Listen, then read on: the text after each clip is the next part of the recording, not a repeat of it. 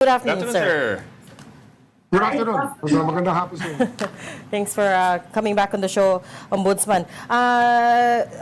Okay, I'll kick it off. And let's start with the latest news, which is has to do with the cabinet shakeup, Ombudsman. Si E.S. Bersamin and former DBM Secretary Amena Pangandaman were, of course, name-dropped by Zaldy Co. But even before the videos that he posted on social media, na-mention na rin po si E.S. Bersamin by former USEC Roberto Bernardo. Have you started looking into them, or will you? I was just in a meeting with USEC Bernardo a while ago to clarify the statements, and I was with the people of the Witness Protection Program of the DOJ and some of the assistant ombudsmen of this office, and we are already vetting the statements of Mr. Bernardo regarding this matter, and let the axe fall where it may. That is the mandate given to us, and we'll investigate it and prosecute people when the evidence shows that they may be liable for something. So, but to be clear, so far at this point, wala pa po kayong nahanap or wala pa po kayong nakikitang evidence linking them to the flood control scandal? Well, the statement of USEC Bernardo is not really surprising, because I had my suspicions already before about the activities of Undersecretary Adrian Bersamin. He was already in my radar for a long time, and it's Storycon that I just got to learn about later on, Storycon Olivar, and of course about the involvement of Mina Pangandaman. And I'm not surprised, because there may be temptations on the side for them, and I cannot conclude anything yet, but it could have happened that way. Sir, are you saying that you were having these suspicions even while you were DOJ chief pa lang and not when you were ombudsman na? This is before Yes, pa? because I had disagreements already with the ES because of his nephew, or because of his grandson. I had disagreements already because of his activities, which I found suspicious already way back when they were interfering with too many matters. So, you had clashes with E.S. Lucas Bersamin Well, we had over... a certain disagreement already, because there was an incident where I had to question a decision made by their office in releasing appointments not sought by my office, and that became a spark in our relationship that actually kept us far apart already after that. Pero sir, that's regarding appointments. That's Yes, not... that because the behavior of somebody close to the ES should not be countenanced by anybody, especially that this is relative. So at that time, I just let it go. But I knew already that if there's somebody capable of doing it, it was this guy. So, to be very clear, USEC Adrian Bersamin was already on your radar, but was E.S. Lucas Bersamin also on your radar at that point? Not really. Not Secretary Bersamin. Okay. Not the executive secretary. But I deemed it a bit of a weakness on his part to allow somebody like Adrian to run around the place, and it was very disconcerting for me to see that, because it's hard work. It's hard work as DOJ secretary. We risk our life every day, and we don't like people like him running around taking liberties with the power that's given to us in their office. Sir, what about Secretary Pangandaman? You mentioned there may be temptations. I wonder what you mean exactly with that. No, because did you also have suspicions about Pangandaman, or because everything is delegated. Everything is delegated to us. Actually, that's the leadership style of the president, and the power given to them to decide on many things may have been tempting, because I did not want to suspect anything until it came to a point I had to think of how these things came to be. Because when Zaldy Co said this statement, I said that there must be a semblance of truth to it, but I have to check more. But it's actually the statement of Yusek Bernardo that that really stuck to my head. That there may have been a close relationship between Adrian and Trigive and Secretary Pangandaman, if I was correct in that, if I'm correct in that supposition. Ami, ready? Ami, I'm Ami, sorry, your audio Ami. is still off. It's actually worse, Ami. Sorry, Ami, your audio is still not working. There. Masama daw eh. Yan. That's better. Actually, that's better. Go, Ayan, go. okay na? Go. Okay, Okay go. na. Ombudsman, actually, there have been observations na dito ba case of nepotism yun that the PLLO, which is directly under the Office of the Executive Secretary, kamag-anak ng Executive Secretary, I mean, is that a valid observation? Kamag-anak, abo niya si ano? Ibig ko sabihin, is that a case of nepotism? Bawal yun dun sa Code of Conduct natin eh. That is something because he started off as an assistant to the executive secretary, and he just became PLO a few months ago, if I'm not mistaken. So, lilinawin lang uli namin ha. Nepotism You are probably, pursuing- but Yeah. I don't know if that would apply because he's not a direct descendant. Yes. He's not a direct descendant, and probably he's a Grandnephew. grandnephew, but probably a relative Yes. with a fifth degree of consanguinity. I don't know if that the law would apply to that. Okay. Okay.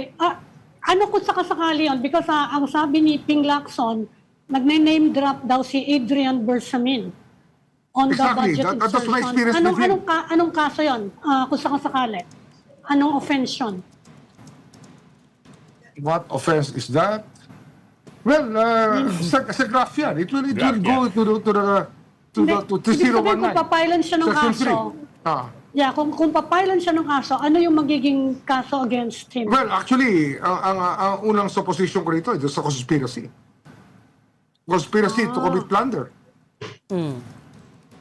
Wow. Well, Okay, so so in the light of what conspiracy to commit Panfilo plunder, Lacson, and if that Yeah. malversation. yeah, it's not malversation eh. It could have been malversation. It could be, depending on the facts that we dig up. But right now, it's evident. It looks like conspiracy to commit plunder. Conspiracy to commit plunder. Sir, Yes. how grave is conspiracy to commit plunder? I'm sorry, I'm more familiar with It's plunder plunder. than the It's plunder. conspiracy. It's plunder. It's With the this conspiracy plunder. angle Okay. thrown in among people who decided on to took liberties on the money of the people. It's the money of government, but it came from taxpayers. So it's just a conspiracy to defraud the government. So That's it's the plunder. same thing. It's just that it's a group effort. Yes. Okay. Yes. Ombudsman, I understand you're filing the first batch of cases before We did file a case Bayan. already today. The Sandigan Bayan. Yes. Opo. Assistant Ombudsman Nico Clavano went to Sandigan Bayan to file the cases today, and it will be raffled off tomorrow. And hopefully, we will get an arrest warrant very soon. Oo nga. Sino-sino po yung mga kaso, yung mga kinasuhan? Zaldy Co, the district engineer of Mindoro Oriental or regional, I don't know who 4B. among them. The Region 4B. And of course, Yes. the incorporators of Sunwest. The incorporators and officers of Sunwest. Okay. Malversation, sir? Malversation, and I don't know if plunder was included. Kasi ano yan eh, we're trying to avoid plunder as much as we can because of the Yes. jurisprudence that makes everything Mahirap. difficult to convict plunder, convict somebody for plunder. That's why we're trying to stick to malversation. But if need be, we will go to plunder and we will go great lengths to prove the crime, knowing all the jurisprudence that is there, that goes against, that makes it very hard to prove plunder. But I think we still can. We can. Sir, you only zoomed into that particular area for this set of filings. I mean, Mindoro and Zaldy Co and SunWest. Wala pa ho doon sa ibang mga legislators, sa iba pa mga distrito? Marami na. The work is ongoing, Ed. Marami kaming trabaho ngayon. The DOJ is handling 11 cases. We are handling more cases here. Different stages of the proceedings. But under preliminary investigation, I think we have 9 cases here right now. And yung sinabi niyo, sir, kay Christian Esguerra that you will file on December 15. Maybe even before December 15. The Diskaya cases are ripe already. They're here. And we expect things to happen very soon. I guess what most people are interested in is when will the legislators be charged, right? When will the big fish be... It's just a matter of due process, Regina. We just have to observe due process. We will let them answer first. Pero- We have to get their answers. We have to hear their side. And we are already in the process. They will be sent their subpoenas very soon, or order to comment on the charges against them. Ito yung mga senators and congressmen, sir? Yes. Okay. So meaning the December 15 that you mentioned to Christian is not a hard deadline. It could come as It's not a hard earlier- deadline. Okay. But the discussion is already to the point where we may request the Congress to increase the number of divisions in the Sandigan Bayan, because we expect the courts to be swamped with cases very soon. Papayag ba yung Congress? Well, that was one point. Ombudsman Marcelo requested 15 divisions before with enough cases, but he was only given 5 or 7 at that time. How many are you And asking? yes, the Congress refused to give him the number of divisions that he was requesting at the time. I was also with Ombudsman Marcelo this morning to ask for his point of view and tips to run this very big organization and how to make it run smoothly as a well-oiled machine. How many additional divisions are you asking for? Well, I'm looking at 5 more divisions that may be ready to hear these cases. Because the moment that the hearings start and we ask for continuous trial, everybody will be very busy. And the people occupying the courts are only human. They may not be able to stand the rigors of continuous trial all the time. That's why there may be a need for more divisions later on. Sir, I'm sure you've seen the video messages of Zaldy Co. In his second part, he was challenging you to file cases against Bongbong Marcos himself. Investigate Bongbong Marcos himself and Martin Romualdez. I understand, of course, he's impeachable. He's an impeachable official, and cases are not just filed against the president. However, I also understand that investigations can be done by the ombudsman against impeachable officials with the possible purpose of Motu supporting an proprio. impeachment complaint. And then you had last night, of course, Amy Marcos with their new set of revelations, which also complicates everything else. My question to you is that are you looking at conducting any investigation on the president? Is that even in your radar with regard Well, if we're talking about Zaldy Co's statement, I cannot give attention to any social media post and say, okay, I believe you, and I'll do your bidding. It doesn't work that way, Ed. Yes, sir. You have to have a sworn statement here to tell us what really happened and what role you played and how you found out everything, and you have to swear by it. You cannot do that by social media. Can you swear by it sa consul? Kasi yun ang sinabi kahapon sa amin ng DOJ. That can be done. That can be done. But, Ami, you have to be able to ask him searching questions also. We have to be able to notice his deportment and how he conducts himself. That's why face-to-face hearings are required. And you cannot just keep hiding. Yes. If you really want to tell the truth, we will protect him. If that's the only case that he's afraid of, we will protect him. We will do everything to protect him. But he has to come home. But Yung conspiracy to commit plunder, mas madali siyang mapatunayan kaysa sa actual plunder. Well, the Kasi kung Sandigan conspiracy Bayan will be the pa ones, lang, Ami, the Sandigan Bayan will be the one to say whether we were able to prove our case or not. But we will lay everything on the table. And of course, studying all the jurisprudence about plunder, we'll make sure that we abide by the rules on plunder and what has been pronounced by the court. But of course, we do not agree with everything that has been said about how plunder should work, because many of them were just excuses to acquit people more than anything else. Earlier you said... go ahead, Ami. No, may binanggit kayo today, Ombudsman, that meron kayong pa-file na a contractor na bigger than Zaldy Co. Can you tell us more about it? Well, no, we're just investigating many of them now. And I don't think it's right to say the names of these people, but we're investigating them. Earlier, Ombudsman, you said that when you saw the Zaldy Co video, you thought there must be a semblance of truth in it. What else? Yes. What else did you find truthful about Well, what he said? the semblance of truth is with regards to how things are run in the BICAM. Because remember, he was the chairman of the Appropriations Committee. And everything is his call, actually. Everything is his call. But the semblance of truth will come in the way that people deal with the Appropriations Committee. But the semblance of truth will end somewhere. You draw the line. Because discretion is his.